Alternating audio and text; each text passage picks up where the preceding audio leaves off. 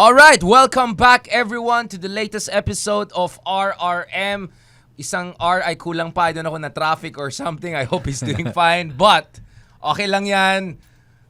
Great people, amazing people. Kasama po natin today, nako, Kristan. What's up? What's up, Richard? Saka, of course, newly crowned non-nuisance candidate.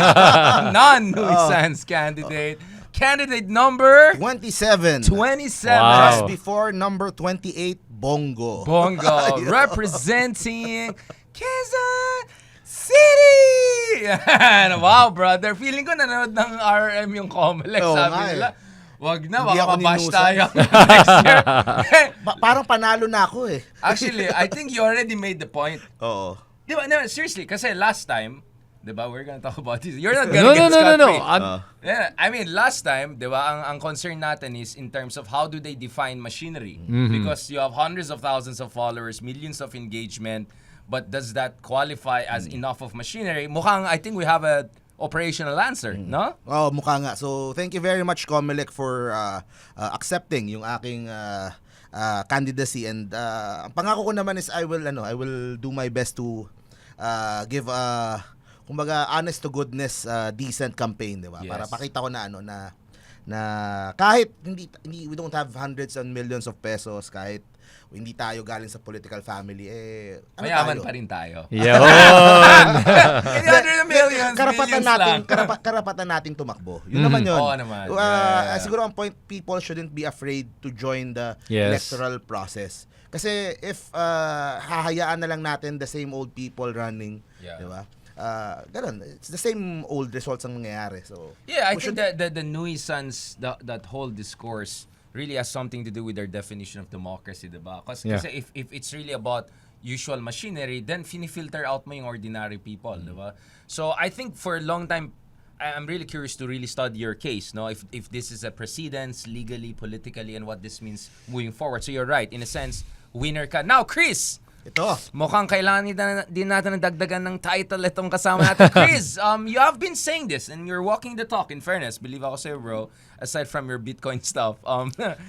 You said, di ba? Like, at the end of the day, we should be engaged in this process no matter how imperfect, even disgusting and scary it can become. So what is your journey? You want to give us an update? Medyo na-surprise din ako, bro. Maybe, eto na. Actually, matagal ko itong pinag-isipan and I didn't really want to do it, but I figured, sige, let's go for it. I'm running for Mandaluyong councilor. Oh, wow. Yeah, so, Wow! yep. Shucks, grabe. Kompleto na Yeah. tayo. May slate na kami.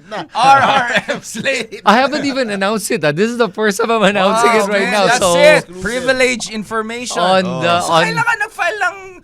On the last day. Hindi. Iba on the last sa day. national ba Hindi, yan? sa local Local eh. Local kasi, kaya hindi ka Local umakyat Comelec doon. office. Ah. On the last day you filed. On the last day, yeah. I showed up and then I submitted it. I woke up that morning and I was like, sige na nga, gawin na natin to. Kasi one thing that I keep telling people, like you said nga, is we should all start running for office. Kasi ang problema natin is ang daming mga politiko kaya nananalo kasi walang lumalaban. Walang kandidato. Yeah. In Mandaluyong, the Abaloses, as much as I like the Abaloses, they ran unopposed. Yeah. And that's the only reason why, because nobody wants to run. And everyone's complaining, but nobody wants to run. I am glad na marami nga ngayon kahit na mga sabihin natin social media influencers na dami ako nakita names that are running. And it's good. And not just social media influencers. Even people, regular people running, I think that's a good thing. Because nakikita mo dito now, people are stepping up to the plate. Yeah. We'll talk about this more. Let me just shout out Mayor Magaling of Baguio. Thank you very much for dropping by dun sa burial of Lola ko. Obviously, as some of you know, he openly asked me to succeed him in Baguio down the road. But I don't know. I said I'll try to help in whatever I can. But as you can imagine, more foreign affairs is something I have in mind down the road. So just to say, I'm inspired by you guys. And just to clarify, I'm not close to the possibility. Maybe not this cycle, but down the road to serving the country in a different capacity. So, mga ka-DDS, baka naman, mga Dawareños, mga tsaka ka-Solid North. So, no, I'm just saying, this is good. Let's normalize this. Let's normalize. Let's Yes. normalize this, bro. Dapat wala na yung stigma. So, can we go through your thought process? Bakit on the last day? Because subconsciously you were thinking about it? Or aminin mo, you have been thinking about it and nibbling with it for quite some time? Yes, I've been nibbling with that idea, and I had to ask myself, am I running because of ego? Because people were saying, sige, tumakbo ka? Yeah. And when a lot of people tell you that, it feeds your ego eh. Yeah. Diba? And you're like, oh sige, I'm gonna run because of my ego. Is it ego or is it really because you want to serve? So, if I just wanted to run for ego, I think I would have run immediately for Congress. Yeah. Pero mayor, or mayor. Pero no, I realized I didn't even really care to run, but I keep telling people they should run. So may nagsabi sa akin, you tell people to run and you don't want to run. So I said, sige na, let's do it. So I wanted to do councilor first because I wanted to get my feet wet. Learn the ropes, like find Vico out. Soto, like Vico Soto. Yeah, like Vico Soto. And then I want to see kung saan ako makakatulong talaga. When it comes to people, is it through executive, being a mayor eventually, or being a congressman eventually? Or maybe after councilor, I realize, oh man, this isn't for me, ayoko na, and then stop na after this one. But at least I got to try it. But what I do promise that I'm going to be doing while I'm there is, and I'm sure you're gonna do this too, is expose ko talaga lahat ng inner workings ng gobyerno locally. I'm gonna show you what the budget is. I'm gonna show people what the revenue is. I'm gonna say kung may utang o wala. I'm gonna just show everything. And that's what I plan to do as a councilor. And look at every problem that we can solve in Mandaluyong. What is the platform, like participatory budgeting, yung idea na there's accountability and conversation with the communities on the ground to make sure may say sila sa budget ng city? What are the things you're looking at? Because to be honest, my problem with Mandaluyong is just the other week, muntik ako nabaha. Walang nabaha sa BGC pero baha kagad baha kagad dun sa Mandaluyong. So infrastructure, what are you looking at here? Yeah. So the three things I'm looking at actually are shelter, education, four. Shelter, education, health, and jobs. Yun ang importante. I think that if you can focus on those things, you improve the quality of life of the people in Mandaluyong. One thing kasi, when I came from my trip in Kuala Lumpur, I realized something. Sabi ko, ba't pala ako nakikitang masyadong squatter areas dito? And I realized it's because they provide Affordable housing. Like Singapore also. Yes, exactly. Yeah. And I think that in the Philippines, and if you start with the local, like for example, Mandaluyong, maliit lang Mandaluyong eh. We only have a population of about 450,000 residents. Kaya eh. There's money for it. It's just if you properly budget it. And Vico showed na may pera ang mga local government. I-budget mo lang maayos. And I'd love to be able to give every person in Mandaluyong a proper home. Yun ang nakikita ko. I was wondering, I'll go to you also, Mark. I was wondering, ang ganda sana yung a day in the life of a councilor, right? Yeah. People don't understand, the raw texture of public service. Para kasi nare-romanticize ng tayo. Yung iba akala nila, papogi lang yan. Yep. Yung iba akala nila, nakaka-stress yan. Like, I want people to have a realistic view. So parang ikaw yung body cam version ng Yes. service. Ang ganda More sana. transparency. Yes. Yeah, and really that's one thing that I plan to do even during the campaign. Ang gagawin ko talaga is I'm going to show the journey of what it's like to campaign, right? Di ba ang ganda nung idea na yun para makita ng tao what it's like, and plus also to highlight some of the people in Mandaluyong, whether it's what are your concerns, what is it that you want to bring about, all of these things ilalabas ko yan. So I'm going to use my platform to be able to do that. And look forward to maybe we'll follow you in some of these days and those conversations. Now, ikaw, why did you choose national, not local, like in QC or something like that? Considering, probably it's even more viable. Although, congratulations, you're now legit candidate for Senate. I'll be in the ballot next year. Yeah, grabe, no? Wow. Oo. Jeez. Hindi, I wanted to make the most impact siguro. I wanted to make parang I believe kasi whether you win or you lose. So, pero syempre we're doing this to win, di ba? Gusto nating we're doing this to get in dun sa Magic 12. Pero I believe na kahit whether you win or you lose, winner ka pa rin. Oh, Yeah.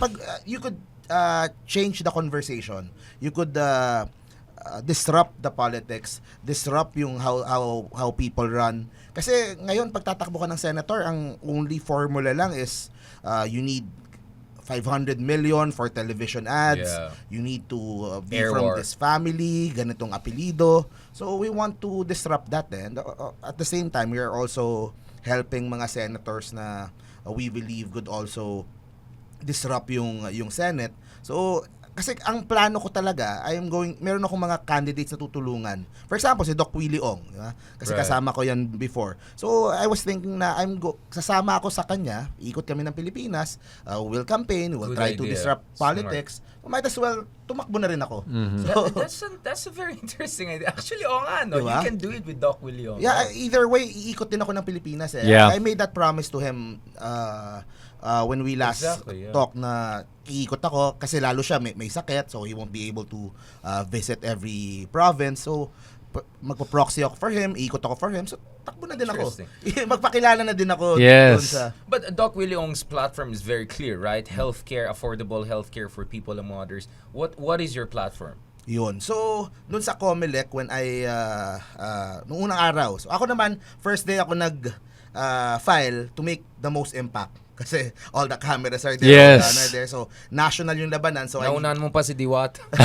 Naunahan ba niya? Day two sila, day two Ah, sila. okay. Ayun. So, ang sinabi ko doon, I wanted to introduce myself muna. So, my simple tagline is vlogger ng Senado because that's what I'm known for. Interesting. Ang nilatag kong platform doon ay mostly for content creators, online sellers, freelancers. Kasi that's where the industry that I'm in. So, like mga dagdag capital for online sellers, yung office for fake news, mga common sense ideas na wala masyadong tumututok for our industry.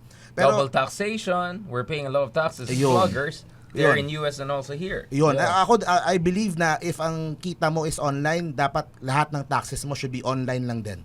You don't need mga papers na, 'di ba? Let's not make it hard for our online freelancers. So doon nag-start yung aking Advocacy. and no? also Philippine ICT High School. Technology. That's also a passion na I have na I believe na we could also excel if the government could pour in money. Vocational. Parang Germany, yung vocational. I'm thinking parang Philippine Science High School. Wow. Pero technical school. focus on Yeah. ICT. Yes. So, kung ano yung kailangan ng Microsoft, anong kailangan ng Google, software engineers. So, we could hire the best people there to focus. So, yung mga ganong klaseng, yun yung mga una kong nilatag. Pero, ngayon, binubuo ko yung platform ko. One is, buti nga nabanggit mo kasi ako I'm most inspired by two people, Vico Soto and Isko Moreno. I've been vlogging about them for the last 5 years.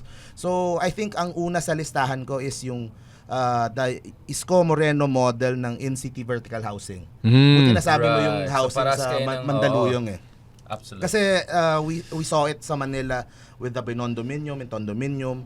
Maganda naman yung nangyayari. So parang Singapore style din. Kinopya lang din naman ni Yorme yan sa Singapore. And no one is talking about it sa mga tatakbo sa Senado. So that is one. And the other one is a freedom of information bill na similar to Vico Soto. So yun naman. So, Right. so those For are transparency. for transparency and so yun yung dalawang inspired nung two people that I learned the most over the Right. last 5 years. So, Mark, I want to ask, most likely as you go around and talk to people, they're gonna refine your platform. Yeah. Right? Sorry, I have to do this kasi Yes, ang of course, dami of course. nag-bash Oh. sa akin na why are you so soft on your friend? Kasi I'm tough on everyone, right? Yeah, yeah. Bakit kay Mark, ganyan-ganyan ka? So I said, just first let him clear the hurdle and now he's legit. I'm gonna treat you like a Huwag legit muna tayong guy. manusan. So, Yeah. sige. Tsaka ako lang yung sinabihan mo ng una, di ba? Yeah. You saw I was supportive. I said, first talk to a proper lawyer. Make sure you have the basics done. Yun. So, hindi naman ako yung, yeah bro, talon ka na. I was never like that. And nga, I would like to thank Richard din kasi I haven't told anyone this. He was the first one I consulted even before my mom and dad. mas una siyang nalaman. And he gave me advice. Bros before family. Election lawyer and all that. And yan, sinunod ko naman and naging smooth Thank naman God, yeah. naging smooth naman yung pagtakbo and thank God naman nakasama tayo dun sa 66. Parang nanalo na din tayo. Yeah, so I'm sure as we get back to you, Mark, we're gonna have more ideas, refinement, especially if Doc willing, on God willing, as he feels better, joins you. I'm sure gonna feed off on each other. No? Maraming before yung mga everything that we talk about dun sa show, lahat ng mga stand ko dun sa mga issues. Right. It's the same stand that I will bring sa Senate kung pagbigyan, like yung ating stand sa West Philippine Sea. Right. Very tough on that. We made a series about espionage from possible Chinese Yeah. spies. We need to update the law na yung espionage law natin is sobrang luma na. And up to dun sa mga issues like sa LGBT, I'm also for same-sex union, civil unions for same-sex couples. Right. So may mga ilalatag ko siya. So you're very centrist, no? I mean, napansin ko, in a sense na hindi ka talaga ideological. You look at what works for this time, Yeah. for you meet the voters where they are. Yeah. No, very... I'm all about compromise. Yun nga eh. How to... Kasi I always see like the bashing is, oh, Marquis, like, ganyan. Kasi, yeah, but you know, he represents what gets done eh. And that's what we need instead of cancel culture and all of this nonsense. As you know, may mga nag-hater na naman sa akin. So, shout out dyan kay Wilfredo, Chloe hating Garrido. Like, parang Harry Roque ata ng kabilang eh.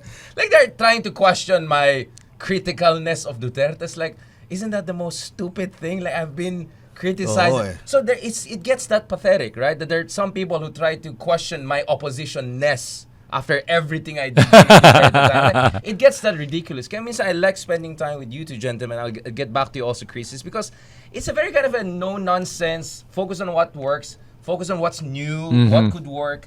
Can you tell me a little bit also about your own approach? Now, of course, all of us are progressive in the sense that we believe in change, good change. You obviously covered the pink movement a lot. A lot of people, followed you. Yes. I got to know more about you because of your strong stance against, Team Kadiliman and Kasamaan.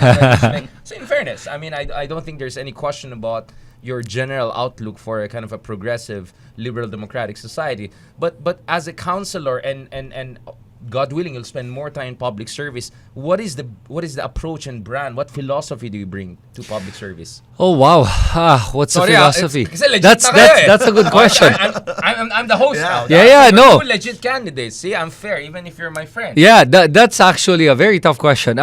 So I would not say I'm liberal or I am conservative or whichever party. I don't belong to any, and that's why I'm running as an independent. Exactly. Both of you are running Yeah. as independent. Exactly. And the number two, there are things that, for example, the liberals do that I like. There are some things that I oppose. There are some things that the party of Marcos and his party mates do that I like, some that I oppose. With Duterte, same then. There are things that I like and there are things that I don't Okay, like. so let's break it down. Okay, just for clarity. So, obviously, same-sex union. I think both of you are quite liberal. You're also quite libertarian, my senses. You don't like state intervention. Yeah. Okay, so Personal choice is a very big thing for me. Similar Yeah. kayo. Yeah, personal choice, personal freedoms. But I have a very strong view on the trans issue. And I've been very vocal about this with Kasi toxic masculinity ka. Ayan na. Ayan. Alright. Fireworks. Oh my God, maka-cancel ako. Maka-cancel. That's what I've been trying to avoid. When you said the T word, I saw your face na Richard. My face went. You're like, let's not go there. Okay. Can you say it in a way that doesn't get me canceled? Sure. Are you saying there's too much emphasis on identity politics? Is that your line? Identity politics? Are we referring to the trans issue or are we referring to politics? In general, like this debate about, it's, the gender minorities, the constant focus. Because some people are saying, we're not against that per se, pero wag natin kalimutan ibang issues, plumbing, infrastructure, class issues, social justice. Right. Na hindi na nagiging masyado daw hegemonic, right? Right. What is the angle?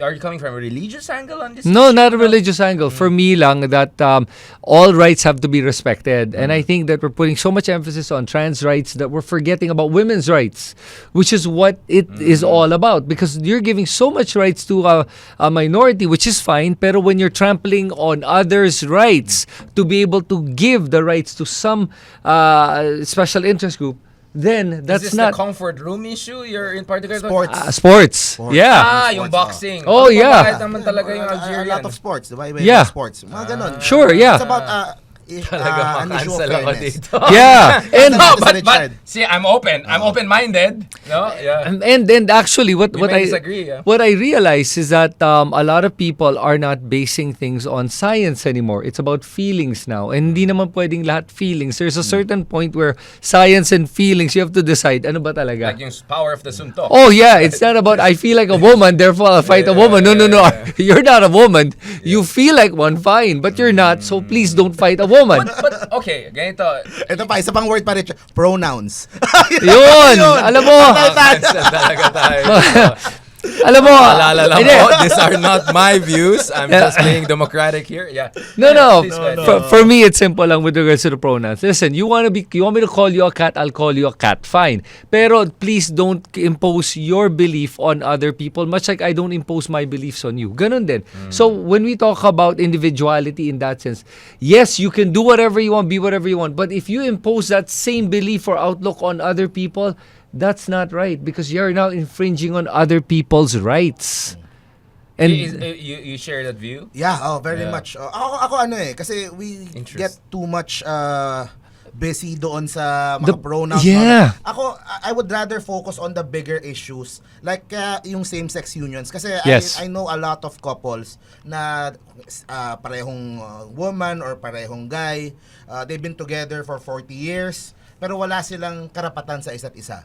One would get sick, ang hospital tatanungin yung mga kapatid. Yep. So yung mga ganong, I would rather focus on yung mga actual problems that same-sex couples have. So you're for same-sex union? Civil union. Civil union. Civil Yeah. union. Thailand just passed civil union also. Yeah. if I'm not Yun. mistaken. So Yeah. hindi siya we won't call it marriage, hindi sila kasal, pero they have the same rights. Support of As the a state. yes. Yeah, Oh, it's I think yun lang sanctified yun by the state, not by church. Yes, yun Interesting. naman. Para You know what? Okay, again, I'll just put it this way. I think we should have this kind of conversation, even if some folks don't agree with us or they feel offended or anything. Hindi kasi maganda kasi napansin ko, I hear things off the record which are very, feeling ko naman too much. So I think dapat ilatag natin sa public discussion to kasi kasi yun ang napansin ko people try to suppress contrarian views. Yes. Sobrang like you say anything about Chloe, they'll call you boomer. You say anything about in favor, they'll call you like you hate family. Like Yeah. you say anything about Lenny, they'll say you dilawan. You say anything against her, they call you like DDS. Like I just think that's anti-democratic. Yep. I don't care you're left or right, but that's anti-democratic. So that's where my stance is very clear. Do not suppress our right to express it. So you may say I may react or ganun, but ako naman, I think I'm socially conservative in a sense that there are the Catholic religious values there, but at the same time there's a democratic side in me says that as long as your expression of your right doesn't infringe upon mine, then we're good. Now, Yeah. ibang debate na if that's happening or not. That's an empirical debate. But as a matter of principle, I'm okay with that. Kaya I'm trying to hear different perspective on this. But Chris, just going back to you, in how do you think we can find a balance whereby we can fight for the rights of all minorities without any of them trampling upon the other one? Like for women, for LGBTQ community, because some people will say no, it's not mutually exclusive. But your argument is that there are times there could be tension. So Yes. how do we resolve the tension? Well, I think first of all, when you, in particular, I think when you talk about trans rights, they're trying to parang always say that they're victims and that sila yung aping-ape and everything, and therefore screw everyone's rights as long as our rights are not are given to us. Like for example, using of the bathroom, joining pageants, joining sports. But then again, sa akin, I have friends that are trans, by the way. But are you talking about US or the Philippines? Kasi parang feeling ko yung debate na sinasabi mo.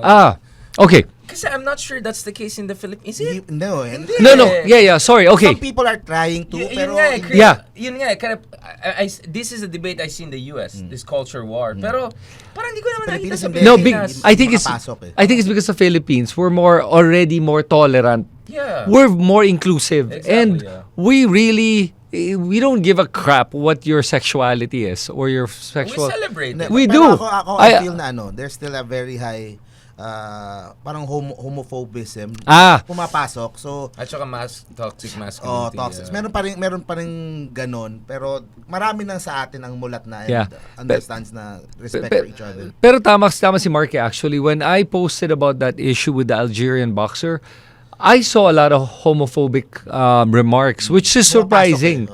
I thought that if you were gonna support my perspective of this, you don't need to be homophobic. It's not about homophobia. It's a biological debate. Yes, and hindi naman trans yung tao to. Lalaki talaga siya. And I understand why he's doing it. He was doing it because that's his livelihood. He was getting so many sponsorships and everything. And that's why he decided to still compete. Pero kinalimutan niya yung safety ng mga kababaihan. That's the hard part to watch. Watching it was so brutal. So yun, the issue. But just to be clear, that's the Boxing Association's version. The Olympics is a different version. But again, I know where you're coming from. Ako kasi my stance on that is there's also a contestation between the Olympics people and the box and the Russian angle. Every time there's like Russian versus angle. But again, I see that we can debate about the empirical issue, but I think it's all about the sensibility and where you're coming from. Yes. But ikaw, Mark, sa tingin mo, is that even an issue? Kasi napansin ko sa Pilipinas, wala naman tayong culture wars eh. Wala. Kasi, or maybe because I'm from UP Diliman and LGBT are extremely empowered there already. Actually, kami yung mga straight yung the latest minority one is yung kay Jude Bacalso. Diba? Yes. Cebu, diba? What happened dun sa ngayon, yung suntukan ba yan? Yung sa ano? No. Yung sa waiter. Waiter na sir! Oh, Sir Jude. So, he made yung waiter stand for 2 hours. Pero yun, kita mo doon na kumbaga, some people are trying to introduce pronouns US style dito sa Pilipinas. Pero Filipinos are not And we don't have pronouns naman in the Filipino language We are gender neutral. Yes. Oo. Asawa. Ikaw, ako. Asawa is like either way, right? Yeah. Kapatid is either way. So actually, we're lucky because our pre-European, pre-Hispanic culture was already very babaylan-centric and all of that. I would say that's what's unique. So actually, where I agree with Mark is, I see this tendency na nag-import tayo ng culture wars from the West. Like, we don't need wars because we're okay. We already have so much problems. As a matter of fact, not just like when you talk about culture wars, as like for example, sexuality, diba? We don't need to import that. And what I did notice about Asians, being in KL the other week, there's no problems between religion as well. Whether you're Christian, you're Muslim, you're Buddhist, everyone gets along. You do your thing, you wear what you want to wear, you do your own practices, no problem.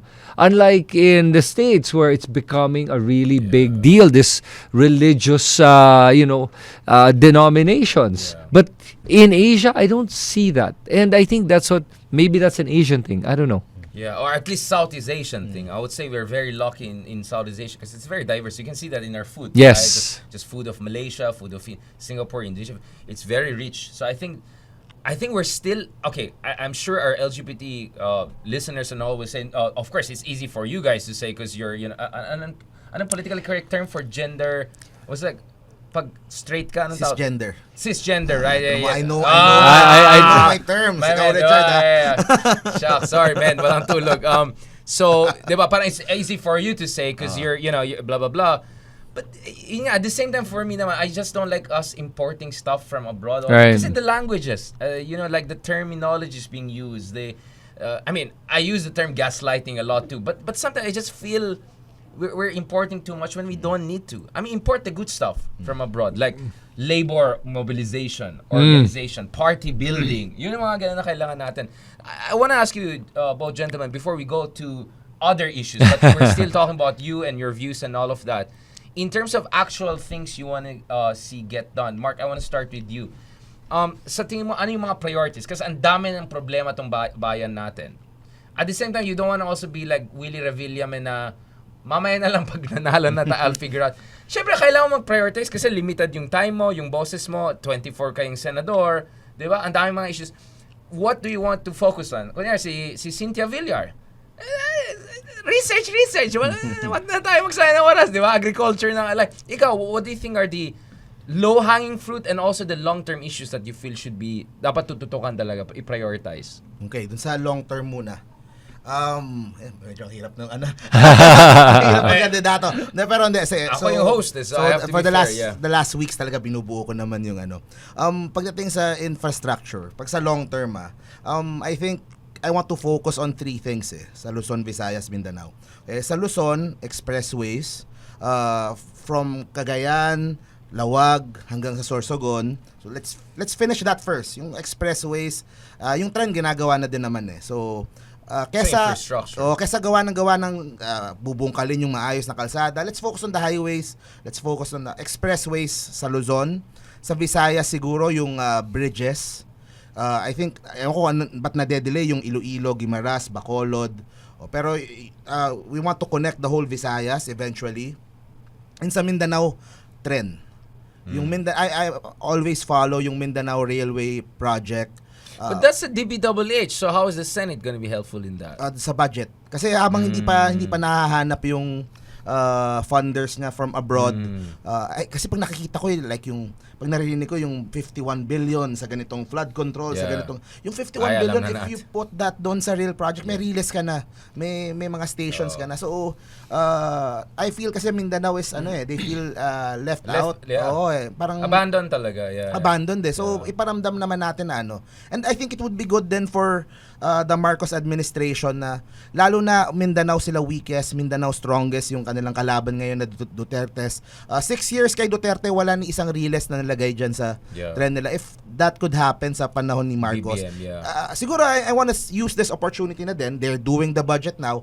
Lagyan nyo naman po ng budget yung Mindanao Railway. Okay, simulan na habang naghahanap ng funding for i-extend yung lagyan nyo na po ng budget. May makita na yung tao, may makita na yung... Mark, that was supposed to be done kasi with China and with China things backed out and all of that. So I think but in theory, you have to work with the executive branch, with Manda, among other things. So infrastructure, budget for infrastructure, and scrutinizing to make sure walang mambo jumbo like yung dapat ako gusto kong gawin mo flood control ang titignan mo. What the heck happened with flood control? We spend billions of dollars and yet alam naman natin nangyari sa flood control. Hindi, kaya nga dapat malaman talaga yung mga pangalan. I-quadcom nyo yung mga walang yung mga contractors na yan, di ba? Yan, sige. Ayun. So, yun, like that. Parang yung budget. To. Kaya may mga contractor. Hindi, pero alam naman natin So, instead of all that budget for kanya-kanyang flood control and all that, we need an honest to goodness flood control. Pero tutukan yung mga tamang priorities for infra.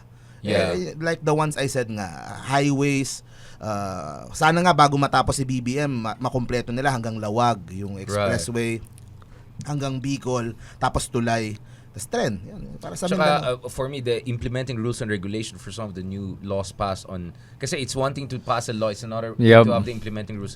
Marami pang hindi naayos. So I hope maayos talaga sa susunod na Senado yan. Bro, what about you going back to, kasi they say the thing with national is it's more about name recognition, name recall. It's more vibes, if I can put it that way. That's why you get the Robin Hood types of the world there. But in local, actually, mas mahirap siya kasi you have to know the community. There should be some sort of machinery. So actually, paradoxically, mas mahirap yung local. In a way, right? So how are you gonna get around those issues? What is your strategy? Well, kasi independent ka sorry, I was asking. No, actually, tama yung tanong mo kasi originally I was thinking what Mark was thinking. Senate's easier because 12 yan. Number 1. Number 2, my reach. Social media is wider. Diba? Exactly. Now, the problem is, running for Mandaluyong, I'm not going to be able to get a lot of my voters that are not in Mandaluyong to be able to vote. But there's a way to do it. So what you do is, we were talking about it, Mark and I, before we went on the show. I'm going to go around and talk to every barangay captain. I'm going to have a meeting with them. And then I'm going to find out what their position is, if they're willing to support me or not. And regardless of whether they're willing to support, I also want to know ano ba yung mga gusto nilang baguhin when it comes to the current administration, local administration, and what are some of the laws that they want to be able to implement. And I want to support them in that, regardless of whether they support me or not. Next, to be able to do that, I need to be able to create events that are going to gather people towards me. Yun yung may plano ako pero I haven't thrashed it out yet, so I don't want to say anything until I thrash it out. One thing I was going to do talaga was I was going to organize a marathon. And I was going to say talaga tatakbo ko. And literally tatakbo ko. Fun run. Yeah, I'm going to do like a Forrest Gump where I'm going to run one activity. I'm going to run all over Mandaluyong. Every part of tatakbuhin ko lahat ng mga... Yeah, you can pull it off. Yeah, I'm gonna run every street of Mandaluyong and I'm gonna put it on video. That's disruptive shit. Yeah. In a good way. Yeah, so... That's good Let's stuff. join him. Yeah. Count me in. Oh, Sama ako yan. dyan. That's good stuff, man. So, Need the exercise. di ba? So, I'm really gonna say, tatakbo talaga ako. And talagang tatakbuhin ko yung buong Mandaluyong. And then, I'm going to get a pledge from people. If I run every street in Mandaluyong or whatever route I take inside Mandaluyong, how much do you pledge? So, that's how I'm gonna do my fundraising. You think that will be enough to counter the vote buying and all of the shenanigans? Okay, so I don't... maybe I'm naive. I would like to believe there's not... still some space for others. Yeah, especially when talk about local officials and in Mandaluyong. Remember that in Mandaluyong, the Gonzales and Abalos have never really been contested. Yeah. Since 1986. Essentially since democracy. Since democracy started, right? Yun ang nangyari nga sa Davao Democracy's return, and even in Makati and a lot of other cities. right, It's always the case. So, what if we give them a legitimate run for their money? Yeah. In a way to put it. I don't believe the vote buying will prosper versus that, because if it did, Vico wouldn't have won. Vico showed that it's possible. Even Isko showed that it's possible. Lenny also Lenny. on a national level. Yeah, So on a what national level. So we have many good examples. I mean, still you can be skeptical and say it's like one out of many, but that's how change starts. Yes. Right? It's first trickle and then it's a Yep. flood. Yeah. I was asking him kanina kasi pinag-uusapan din nga namin. So ako, syempre pinag-iisipan ko din kung tatakbo ba akong konsehal sa amin. Yeah. Ang isa sa mga usual na problems when they find out that you're running is yung pong anak ko nasa Yeah, hingan ka ospital. talaga. Yan, Yeah. oo, yung may patay po, namatay po yung ano po namin. So I was asking him how he's going to handle yung the amount of people Yung na welfare needs, yeah. knocking your house, in your gate. Sir, wala po kaming makain. Wala Mag-crowdfunding ka na lang. Maybe Yun that's a good idea. Crowdfunding for barangays and communities. That's where you can leverage it. Alright, I think I'm putting you guys too much under scrutiny, but I just wanted to say, kasi dami nag-comment, ayan na naman si Richard, tapang sa lahat, and then pagkaibigan niya, mabait siya. So, wait lang, we're gonna get there. So, I think we had a di ko na muna kayo i-fast talk. So, next one, we're gonna catch up, i-fast talk ko na kayo, di ba? So, I think by that time, medyo mas ready na kayo. So, magpasalamat kayo sa akin. I got you ready for... Thank God. Actually, I just didn't realize you were gonna ask me those questions. Yeah, so, this is supposed to be, parang dry run to. Now, pag naka-debate pa, di ba? yeah, now,